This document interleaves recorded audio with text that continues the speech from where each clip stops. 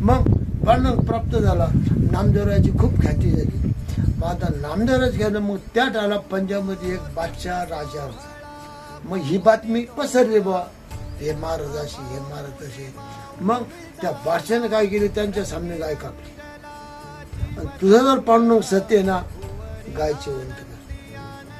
मग म्हणजे 2 दिवसात गाय जिवंत केली. 2 दिवस तपश्चर्या घातली, पाणी सुद्धा प्यायचं नाही. स्वतः पांडुरंग आले, गाय जिवंत केली.